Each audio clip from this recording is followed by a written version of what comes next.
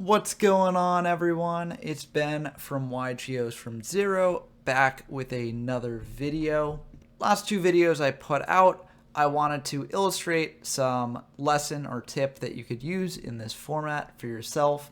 This video also kind of has a lesson to it, but more importantly, it's a just great duel. And also, it's against a deck that I think is pretty interesting. It's not the standard soul control mirrors that you've seen in all these other videos.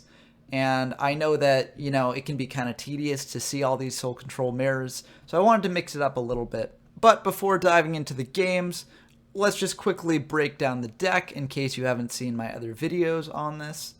Soul Control is a deck based around using Summon Skulls combined with Change of Heart and Soul Exchange to act as an extra form of removal while also giving you a powerful monster on the board.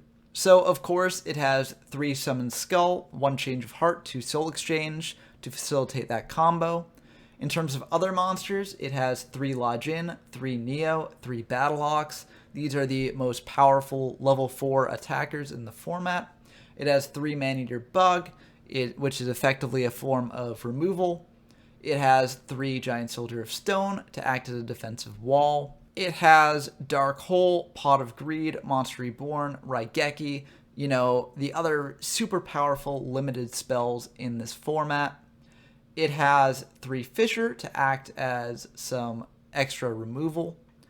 It has 2 Swords of Revealing Light to allow you to potentially get out of sticky situations that you need to buy some time for. And it has 1 D-Spell to deal with your opponent's Swords of Revealing Light, and also to occasionally snipe back row that your opponent is bluffed with, as I showed off in the last video. Moving on to the traps, we have 3 Reinforcement, 3 Trap Hole, 3 Uboku, the standard good stuff traps in the format. Trap Hole acts as a form of removal. Reinforcements also acts as a form of removal, but can also give you extra damage at the end of the game that can dodge around Waboku, which acts as protection both for your monsters and for your life points. For the side deck, we have 3 Trap Master, mainly to deal with decks that are using Ultimate Offering a lot. We have 2 Wall of Illusion to play against Soul Control decks mainly. Bouncing a tribute monster back to the hand does give your opponent another potential summon off of something like a Soul Exchange or a Change of Heart, but it also takes that monster out of the equation for a little bit, which is essentially a form of removal. So it can be just an added bit of an edge against Soul Control decks. We also have 1 Aquamador if we want to go more defensively, 2 Judgeman and a Soul Exchange if we want to focus more heavily on the Soul Control aspect. We also have 2 Card Destruction to play against Exodia, 1 D-Spell against decks that are setting more spells or that are, heavily relying on swords. We also have 2 Just Desserts, mainly to play against decks playing Ultimate Offering, as those can get down to pretty low life totals. And also 1 Ultimate Offering if we want to really play a lot more quickly and to play a bit more offensively. So, now that I've covered the deck, let's not wait any longer and let's dive into the duel. Okay, so we've got a duel against GGBO789. They're a very good duelist in the format, and in these duels, they were trying out a bit of a jank deck idea, which didn't necessarily work out, but it's a really cool idea. So they were very fun duels. This is actually the second duel that we're playing. This is a rematch.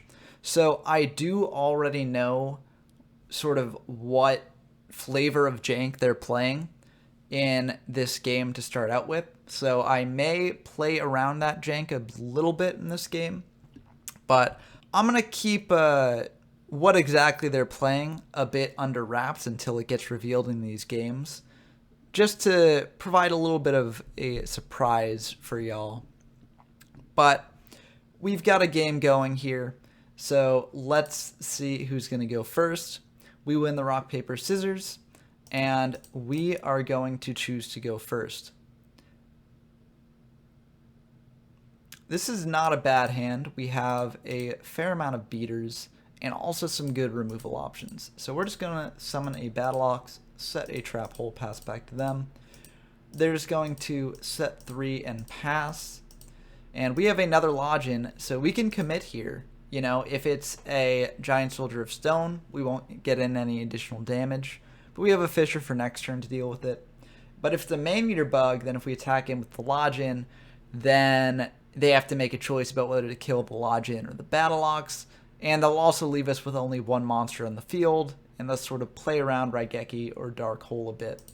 So we're going to attack in with the Lodgin. They will pop the Lodgin, so we will be able to get in for damage here. Pass back to them.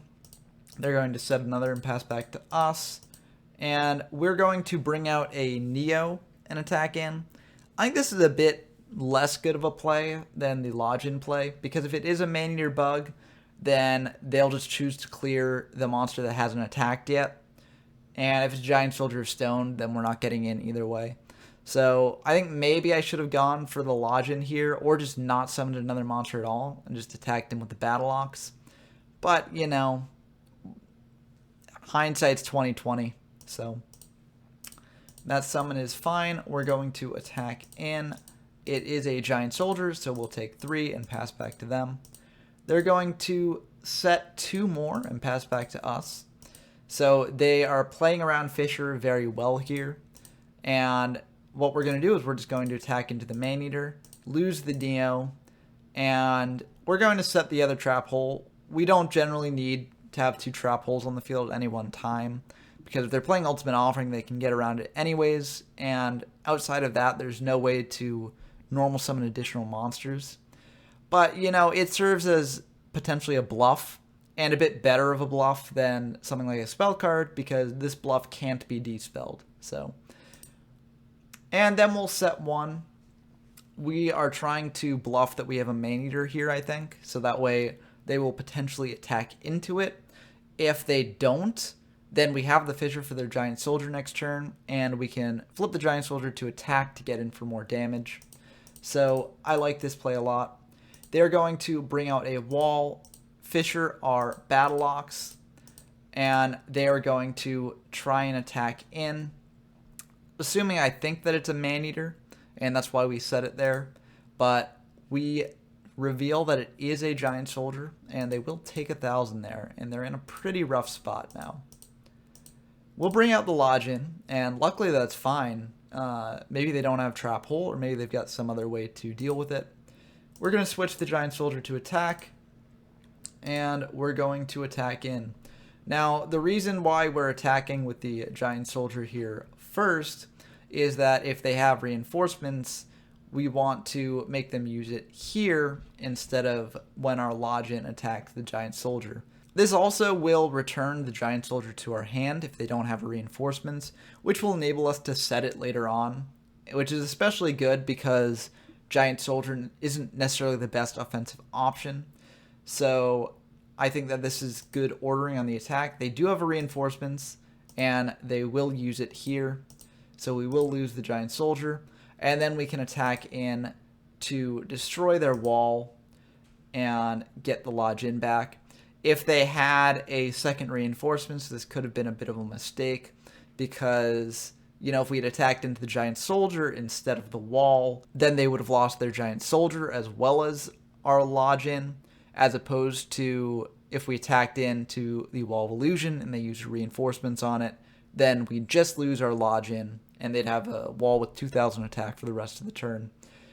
So, you know, I think maybe we should have attacked into the Giant Soldier just to make it a more even trade, just to be a little bit safer, especially because we have the Fisher to deal with whatever other monster they have afterwards.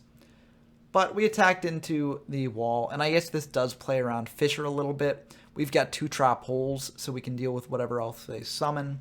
So I don't hate this play. We'll set a Fisher, pass back to them. They're just going to switch the Soldier back to defense, which I think is perfectly understandable. They know we have a Lodgin in hand. And we are just going to bring out the Lodgin, and we will Fisher away their Giant Soldier. I think it might have been better to... oh, wait, that wasn't a Fisher. That was a reinforcements. What am I talking about? I just completely misread the card. Yeah, so, yeah, this was the right move here. And let's just attack in for 18. We could have used the reinforcements to clear the Giant Soldier, but generally reinforcements is better to use in the battle phase when regular spells can't be used on your opponent's turn when they might be trying to get the upper hand on you. So it's better to use the Fisher here. There may also be other reasons that we use the Fisher here that may become evident later on in this game, but we shall see. So we'll pass back to them. They're just going to set 2, pass back to us, and we draw a Neo. We're going to Change of Heart their set in case it is a Man-Eater bug and it's revealed that it's an Aquamador. But that is also fine by our standards, because if we flip up the Aquamador, attack them with everything, and they don't have Waboku, we do have reinforcements for game here. So we're going to flip some of the Aquamador, and they will reveal that they do have a trap hole. So we will lose the Aquamador, and we'll bring out a Neo. And it turns out that is the end of the game. So let's see if they actually did have the spicy tech. Yeah. So this was a really cool deck idea where basically they're using castle walls and a bunch of defensive monsters to get their opponent to waste reinforcements, because the castle walls will basically trade for the reinforcements while also leaving their monster on the board. So I think that is a pretty cool idea. Unfortunately, it didn't quite work out. And once you know about the strategy, it becomes a lot easier to play around, because, for instance, we had reinforcements set and we could have attacked into the giant soldier with Lodge in and tried to use reinforcements to clear it. But since there's the threat of castle walls in the back row, it makes it a less appealing option. So your opponent can definitely just not play into the castle walls. But I think it's a really cool idea. And it's a very cool deck. Going into siding, I forget exactly what we did. We might have actually sided into more of the Soul Control package just to enable us to have more monsters that can get over their defense position monsters, and also to have potentially more removal options for a set monster, because, you know, Fisher does not clear face down monsters. So we might have done that, but let's find out. Let's see if we find out in the next game. So they're going first here. And this hand is not the best for us. We have some powerful spells, but we really want to see more monsters. They're going to set 3 and pass. We draw another spell. It's kind of unfortunate. We don't want to set the Man-Eater bug in case that their monster is a Man-Eater bug and we just lose our only monster. So we'll just set 1 and pass. They will Pot of Greed here, which means that they get a lot more cards. And they will flip up the giant soldier and attack in. Not the best situation for us, but definitely not the worst. They're just going to set 2 more, pass back to us. And yeah, we're just going to set the bug, set another, pass back to them. Hopefully the bug can trade for whatever other monster they bring out, or just trade for the Soldier of Stone. They're just going to switch the stone to defense and pass back to us. And it looks like we did side into the more Soul Control package, which I think is a very heads-up play against a deck that's running a lot of defensive options, like the one that GGB0789 is running. We are going to flip up the Man-Eater bug and then just attack in. And we have a choice of whether to tribute the Judgeman here, but it's probably better to keep the Judgeman lying in wait. We do have Change of Heart, so we can combo that with Judgeman as a removal. So I do think that is not the worst. We'll pass back to them. They're going to bring out a Battle Ox, and they're just going to attack into the Man-Eater. We'll take 1250 here and lose the Man-Eater, pass back to them. And we do have a Giant Soldier of Stone, so we have a couple options here. We can potentially summon out the Giant Soldier of Stone, fish away their Battle Ox, get in for more damage. We can just set the Giant Soldier of Stone, hoping to use it as a defensive wall. We can Change of Heart the Battle Ox, bring out Judgeman. I think the best option here is probably to summon out Giant Soldier of Stone and then Fisher the Battle Ox, but we'll see what we do. We have a lot of choices, so we definitely think about this a bit. And it looks like we are going to summon out Giant Soldier Stone and Fisher away the Battle Ox, which I think is for the best. We're going to attack in with that and then pass back to them. They're going to bring out a Neo, which is okay with us. We can use a reinforcements in this battle, which will be pretty nice. But we're just going to take it. Given that they have 4 face downs, it's likely that they have a reinforcements of their own, so we can just save our reinforcements for later. We'll pass back to us, and we have Lodgin, which is very nice to see. We're going to bring out the Lodgin, and that will get trap hold, unfortunately. So we'll just pass back to them. We're not really at risk of dying. We do have a Woboku in our back row to protect against that in the worst case scenario. And if they do go all in on a major push, we do have Raigeki as well to clear their field. So that's pretty good. They're just going to play it safe and attack in with Neo, which I think is wise. Set another, pass back to us. And we are just going to set a trap hole. And we're going to go for the Judge Man play. So we're going to change of heart their Neo, attack in. And we are going to set Judge Man. This is a bit risky if they have something like a Battle Ox or a Lodgin, but it does play around Fisher pretty well. And if they choose to attack into it with like a Giant Soldier of Stone, then 1500 defense will be able to prevent it from dying unless they use something like reinforcements. So that's pretty good. So I think this is a good play. We pass back to them, and they are going to bring out a Giant Soldier of Stone, which means that this is pretty much the best case scenario. Because if they attack into the Judge Man, they're going to have to use a reinforcements to clear it. And if they don't use a reinforcement to clear it, then we will essentially have dodged a trap hole because Judge Man will be face up on the field and we won't have to flip summon it. So they're going to attack in with the Giant Soldier, and they will be forced to reinforcement this because, you know, it's just too strong of a card to keep on the board.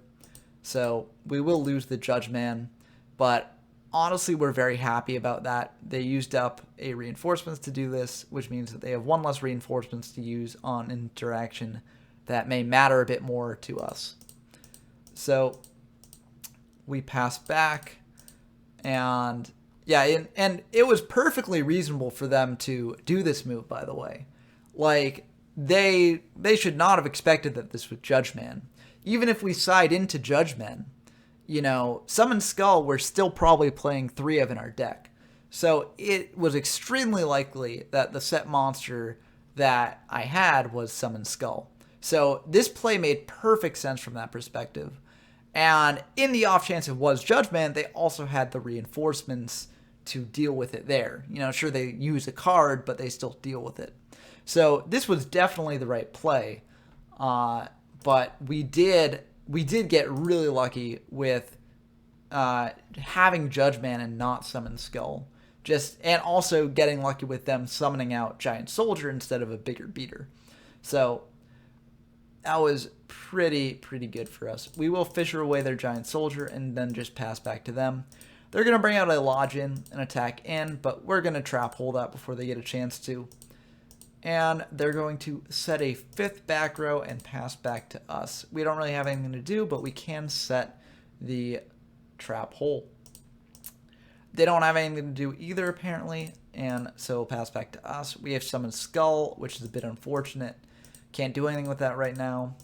And we're just both passing until we actually get something to do. And we do get something to do in Neo. That is apparently okay, so we're going to try and attack in. And we'll pass back to them. They're going to draw, and they will soul exchange. This makes sense. It was very likely that they had something like this because, you know, they set their entire back row, which implied that they had a spell in the back row that they could use when something got committed to the board. And so this was just the most likely outcome. They will soul exchange our Neo and be able to bring out a Summoned Skull, which we will trap hole, which I think is the right move. We don't have a Fisher anymore. We do have the Raigeki in hand, but we probably want to save that for later. So we'll trap hole that. They'll pass back to us, and we'll bring out a Lodgin. And we will attack in, and they will take it, which feels pretty good. They're down pretty low. We're also down somewhat low, but they're 1 attack away from losing, which feels pretty good for us. They reveal they have another soul exchange, which is rough. It looks like they sided in to a bit more of a soul control deck in games 2 and 3. And so it looks like they bricked a little bit, or not really bricked, but it just looks like they suffered a bit from that because we didn't have enough monsters to make the engine really hum. But now that we're bringing out monsters, they are able to bring out a Summoned Skull, and we don't have anything to deal with that. So we'll just pass back to them. We're going to bring out the Battle Ox, and since it is the end of the game, if we attack in and it succeeds, we are going to Raigeki, clear their Summoned Skull, and they do reveal that they have Woolboku. So we won't be able to deal with that, but we're just going to set one card and pass back to them. Dispel is not a bad bluff because, you know, it's Dispel. It's one of the least impactful spells in the deck. And they will Change of Heart our Battle Ox and try and attack in, which we will take. And they will Tribute set a monster and set another card, pass back to us. We will, you know, think about this very carefully. But I think the play here is just setting the Mania Bug and passing, which it is. They're going to flip up the Summoned Skull, summon out a Neo, and attack in. We have a bit of a thinker here because, you know, we've got to kill the Neo for not using the Woolboku this turn. But if we are using the Woolboku this turn, we might as well use it now to keep the Mania Bug on field at least. So we will use the Woolboku now, and we will bug the Summoned Skull because we're not at risk of taking more damage. And then they'll pass back to us. This is a bit of a tricky situation. We don't necessarily want to commit more to the field in case they have a board wipe, but if we don't commit more to the field, then we could just lose here. So it's a bit tricky. We think about it for a bit. We misclick here, accidentally putting the reinforcement back in hand. We do end up setting the Giant Soldier, which I think is the wise play. If they have something like a Raigeki, you know, they can just win through Raigeki anyways. They can Raigeki the bug, and we just lose anyways. So we might as well just play it, because if they do have just a Fisher, then we're feeling pretty good about this. They do have Raigeki, though, so we do just lose our board, and that will be the game. So nothing we really could have done differently at the end of that game there, but that was a pretty great one. So we're going into game 3. I'm not sure whether we sided out of the Soul Control stuff, knowing that they're on more of a Soul Control package now in games 2 and 3. But I guess we'll find out in this game. I really wish Dueling Book could show the replays of just the sideboarding process. But I guess that's something that I should take better notes on in the future to refer back to for showing these game replays. But anyways, let's just dive into the game. This is a decent hand. We have a beater, we have Summon Skull plus Soul Exchange, we have reinforcements to back up the beater, and we also have a Fisher to deal with whatever monster they bring out. And we just drew a mass board clear on top of that. So this is feeling pretty good. We are going to summon out the Lodgin, set a reinforcements, and set a Fisher as a bluff, pass back to them. They will set 3 and summon out Battle Ox. They're going to Fisher the Lodgin, which is unfortunate, and then they're going to Pot of Greed. I guess they did it in that order to try and imply that they didn't have anything for the Lodgin, maybe, and to prevent us from trap holding the Battle Ox. But I'm unsure. Either way, it worked out for them. So they're going to attack in with the Battle Ox, and they're going to set 2 more, pass back to us. And we kind of, yeah, we Fisher here. We could do the Soul Exchange into Summon Skull, but we kind of don't really need to right now. We might as well save that for a more impactful moment later on, maybe to use on a set monster. So we're just going to Fisher the Battle Ox away, pass back to them. They are going to summon out a Wall of Illusion, which is a very funny card to be attacking in with. But, you know, if we can't deal with that, it will add up over time. So we're going to pass back to us. We draw our other mass board removal. So it's good to have 2, I guess. And we're going to soul exchange away their Wall of Illusion. Would have been nicer if we could have soul exchanged away a Lodgin or something like that. But I guess that's why they summoned out the Wall of Illusion first, to make us, trade for a less good card.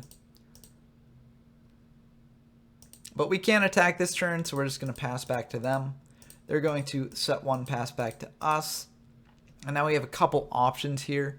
We could just attack directly into their monster.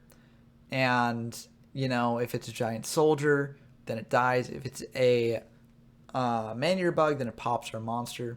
And if we summon out the Neo to back it up, then at least we get in some damage potentially. Or we could just Raigeki it to just not worry about it. Instead, we are just going to do the previous option, attack into the face down with the Summoned Skull. It does turn out to be a man-eater, but this way at least we get in 1700 points of damage, which is not bad. Pass back to them.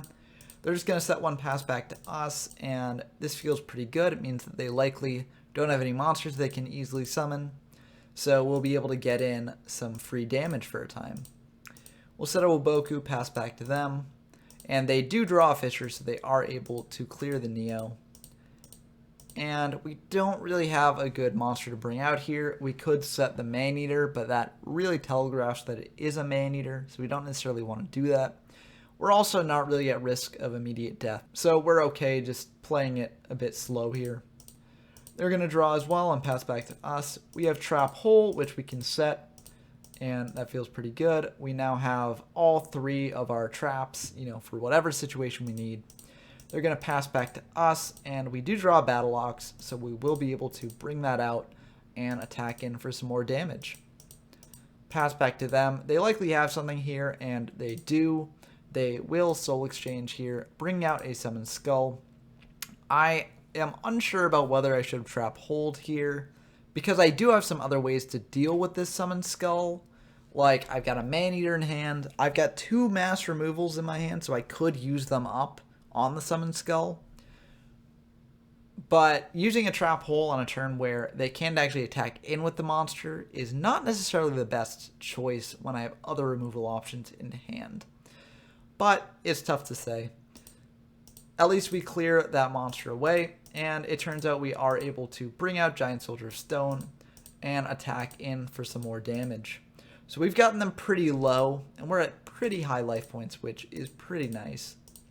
They're going to set 1, pass back to us, and we have a couple choices here as well. I'm going to go with just the Change of Heart, save the board clears in my hand, and flip up the Giant Soldier and try and just attack in. They're going to Woboku that, which makes sense. I actually think a better play might have been, since they're so low on life points, to actually have Raigeki'd that set and just attacked in for 13. If they chose not to Woboku, we have reinforcements to kill them in the damage step. But, this way we don't have to necessarily commit to the Summoned Skull on the field. And we can potentially just use the Change of Heart to get in for damage out of nowhere if they have a monster out. So I think maybe I should have done this a bit differently, but I didn't, and they get back the Giant Soldier. I chose not to bring out the Summoned Skull to disincentivize them from using something like a Dark Hole or Raigeki, because we do have ways to clear the Giant Soldier on our turn. And speaking of ways to clear the Giant Soldier on our turn, we are going to Raigeki away their field and try and attack in with Giant Soldier. They check our graveyard, presumably to see if we've used up all the reinforcements. They notice that we have not, so they will Woboku this, which is wise, because if they hadn't done that, we would have won here. We're just going to set 1, pass back to them. They're going to bring out a Neo, which we're okay with. We can use our reinforcements here to great effect. And they are going to attack in with the Neo. In the damage step, we're going to use reinforcements. They're going to use reinforcements, and we're going to use reinforcements as well. So we will be able to win this battle, deal 100 to them. And they are going to just Dark Hole this Giant Soldier, which I think is the correct play, because we, could have just attacked in for game there potentially. Sure, it was less likely because we'd used up our reinforcements, but if we have any other monster in hand, then this potentially represents lethal. So they Dark Hole that away, which I think is smart. We Pot of Greed, and we draw 2 traps, which are very nice. So since they are so low on life points, we actually do have the meaningful choice here of whether to bring out Man-Eater Bug and start trying to attack in to win in a couple turns. We have a Trap Hole to deal with any monster that they normal summon out to deal with the Man-Eater Bug. And we do have Waboku to protect our life points. So I think it actually might be the smart play to do that. And we do actually end up doing that. And we're going to try and get in for a bit more damage here, which they will take. And we're going to set 2, pass back to them. They set 1, pass back to us. And here I think it's very likely that we just Dark Hole and then summon out Giant Soldier and try and attack in for game. And we do that, and I think that's the wise play. Sure, they could have a Trap Hole or something, but, you know, our Man-Eater Bug can't clear their set monster, and Man-Eater Bug isn't really a monster that we care too much about keeping around on the field. So we'll do this, try and get in for game. They do have a Trap Hole, though, to prevent us from being able to summon out our Giant Soldier of Stone. So maybe this play was a little bit greedy, but I think it was worth doing, just in case. They draw, they'll set, they'll pass back to us. We don't draw a monster. They don't draw a monster, apparently. We don't draw anything useful here. They're going to set 1, pass back to us. I think this makes some degree of sense because they can't really afford to take too many more hits, and if their monster is a weak monster, then we can get in a fair amount of damage just attacking over it. So I think that's wise on their part. We're going to bring out a Neo and try and hit in here. It is a wall, so we will take 150 and pass back to them. They're going to set 1, pass back to us, not get in for any chip damage, which I think is smart. And we will bring out the Neo. That will get Trap Hold because they figure that we probably do have a way to clear the wall, which we do. And we're going to pass back to them. They'll bring out a Battle Ox and attack in, but we will Trap Hole before they have a chance to. So just to prevent unnecessary battle damage, we also have a Trap Hole in hand. And this way, using the Trap Hole and the Battle Ox, we can potentially clear the wall with a Fisher next turn and get in for a bit more damage with Man-Eater if we don't have any other monsters. So they'll pass back to us. We'll draw a Reinforcement, which is pretty decent. We are going to go for the Summon Man-Eater, Fisher away their monster, attack in for 450, and drop them down to 600, which is pretty good. We're going to set 2, pass back to them. They will have to Fisher the Man-Eater Bug, which they're not happy about, but that is the smart play. And they'll set the last remaining card in their hand, pass back to us. We draw a D-Spell, which isn't really useful in this situation, and they're going to set 1 and pass. So we're going to just bring out Lodge-In, and that will get Trap Hold. They'll pass back to us. They're going to try and summon a Battle Ox. We figure that their set monster is likely like a Man-Eater Bug or some weak defender. So we actually do Trap Hole that.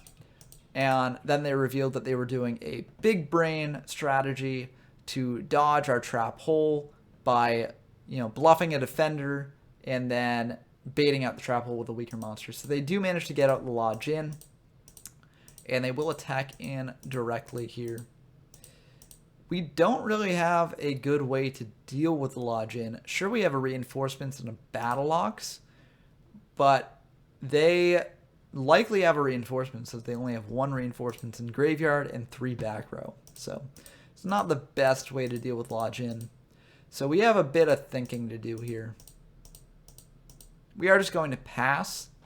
The reason behind this is we have multiple Waboku, and so we might as well just save the Battle Ox in hand. If we draw like a Fisher, which we still have a Fisher left in deck, so if we draw that or potentially like a Soul Exchange, we can clear their Lodge-In and then have a Battle Ox for later. So it's not the worst. They will bring out a Lodge-In, so we will just Waboku that. And we draw another Neo, which is unfortunate. we're going to bring out a Battle Ox, and then we're just going to pass back to them. The reasoning here is that we want to get them to attack the Battle Ox so we can use the reinforcements then. So that way, you know, we will have a Battle Ox at 2200 during their turn. They can't just get over with their other lodge in. They'll bring out a Neo because they know that we have both board removals gone. And that is okay by us.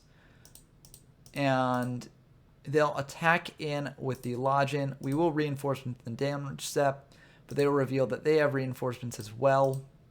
So after that, we will Waboku to just preserve our life points that we have remaining. And we draw potentially one of the best draws in our deck, Swords Revealing Light. This allows us to buy some time.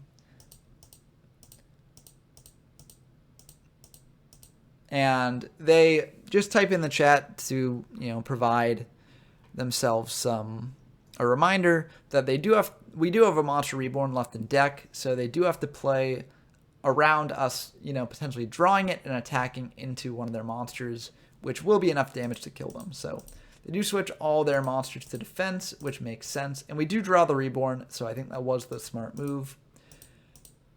We are going to bring out a Neo, and we're going to attack into one of their defense position lodge-ins, which is unfortunate for them. And we are just going to set the D-spell as a bluff, pass back to them. They do have Soul Exchange, though, which is unfortunate, so they will be able to bring out a Summoned Skull of their own. We have a couple different options here. We could Reborn a Summoned Skull and try and clear more of their board away, or we could potentially set a Maneater Bug to clear one of their monsters that way. And that's what we do. We set the Maneater Bug, pass back to them. Swords expires, and we have a pretty good turn here. We are able to flip the Maneater Bug, pop the Summoned Skull, and we are able to bring out a Lodge-In on top of that. We check their graveyard to see what traps they may have. They've used up 2 Waboku, they've used up 2 reinforcements, they've used up no trap holes, so we felt very safe summoning out the Lodge-In there. And we are able to use our Lodge-In to clear their Lodge-In, and they'll pass back to us. And now they have a bit of a thinker here, because if they switch Neo to attack into the Maneater Bug, that puts them susceptible to Monster Reborn Summoned Skull. We don't have any more reinforcements, so at least we can't, you know, attack in with Lodge-In and then reinforcements to deal that remaining 600. But they still do have to be careful of the Monster Reborn play. So they're just going to tribute out Summoned Skull, and they know that we've used up 3 trap holes, so that summon will be safe, which is okay with us. They're going to attack into the Lodge-In, because that is the bigger threat. They know that we don't have any reinforcements left, so if we do manage to clear the Summoned Skull, at least we can't attack into game with the Maneater Bug. So they will attack into the Lodge-In here, dropping us down to 2550. And we do luckily draw a Soul Exchange. So we do check their graveyard, see that they still do have a Raigeki left, so that could come back to bite us if we bring out the Summoned Skull with the Soul Exchange. But it's still worth doing, so we will do that. Summon out the Summoned Skull, switch the Maneater Bug to defense mode, and pass back to them. They're going to draw, and they will reveal that they do have the Raigeki. You could argue that we should have Dispelled trying to hunt for the Raigeki, because, you know, we haven't seen any swords, but it's unlikely potentially that the defensive deck plays Swords Revealing Light. But, you know, I'm fine just leaving it as a bluff here. I think that's fine. And they reveal that they have a Monster Reborn of their own, so they do bring back their Summoned Skull. And if that last back row is a reinforcements, which it could be as they've only used up 2 of them, then this is the end of the game here, because we're only at 2550 and we're taking 2500 base. Luckily it's not, and we're at 50 life points left, which is pretty much the minimum amount of life points that you can actually have in this game, which is pretty crazy. We're hanging on by the skin of our teeth, but our opponent is also incredibly low on life points. So it really could be anyone's game, but we both have to play super carefully at this point in order to actually not just lose. So, they check our graveyard. They know we don't have any mass board clears, so they do feel comfortable setting a monster here. They also, we have 3 Lodge in graveyard, so I guess they're not necessarily worried about us summoning a Lodge in. But if we do have Reborn, we could bring back the Summon Skull and attack into their Neo and deal 800 damage to them. So that's a bit rough.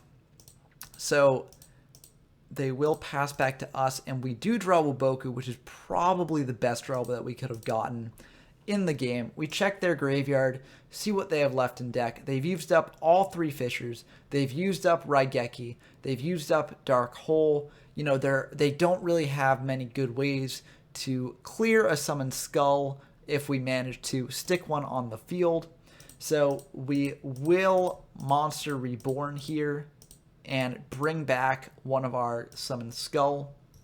Now, that could be a Wall of Illusion. They've only used up 2 Wall of Illusions. And if it is Wall of Illusion, then we're in a lot of trouble because that will bounce our Summon Skull back to the hand. And we do have Waboku, but then it's just a stalling tactic at that point, pretty much. But we will attack into the set. And it is, in fact, a Neo. So, we do manage to clear that out of the way. And we will Dispel just to check what their back row is. And it turns out that it is a Castle Walls still in the deck. Just kind of unfortunately didn't get a chance to be used. So that's pretty rough for them. But it is what it is, And they will draw. They'll set 1, pass back to us. We draw another Summon Skull, which is not the draw we want here. We want a more high-impact draw. But, we drew Summon Skull. It is what it is. We're playing Soul Control. It does brick on Summon Skulls occasionally. But we are extremely worried about what that face down could be. It could be a Wall of Illusion, which would be incredibly rough. But I think we do have to just keep attacking into this. We are running very low on cards. We've got 4 cards left in deck. There is a potential world where we just run out of cards because they draw a monster every turn and we just have our 1 Summon Skull and we just can't get through all their monsters. So we do have to play aggressively here. So we will attack their defense position monster and they will Castle Walls to protect it here, which is I'm glad that Castle Walls actually got to serve a purpose here, an important purpose in the game, because now that's 1 more monster that we have to get through. All our massive board clear removal is gone, so we're running very low on time. This game is down to the wire, not just in life points, but in terms of deck counts as well. They're going to pass back to us, and they will set another card, pass back to us. And we do have Giant Soldier of Stone. We know that they are out of Raigeki, so I think that we should probably set this monster just to have it on field. But it's really tough to say because they can just clear it with their Summon Skull. So it might actually be better just to wait and hold it in hand, use the Summon Skull to clear Giant Soldier of Stone this turn, hopefully. And it looks like we are going to do that. Main phase 2, we do actually set the Giant Soldier of Stone, which I don't think is necessarily the right play. They are out of things like Fisher. They do have a Waboku left, which is a bit of a problem for us. But I think just doing this deprives us of another resource because I think that they're probably going to attack into that instead of attacking into our Summon Skull. And so I don't like doing this. But we'll pass back to them. They're just going to attack into our set, and we do lose the Giant Soldier. I think that was a big misplay on our part. And they will set another monster of their own, pass back to us. And we do draw Fisher here, which is incredibly good for us. We will attack into their Giant Soldier first. and we do manage to clear it. I think maybe we should have fissured first in case they had another castle walls and that was a giant soldier. But, you know, who's to say? It also, another reason to fissure first is if their set is Waboku and their set monster is a Wall of Illusion, then doing this would actually prevent our fissure from being able to kill the Wall of Illusion, because Wall of Illusion only has 1,000 attack. So I think this was a bit of a misplay. I think we should have fissured first, but luckily it was a giant soldier.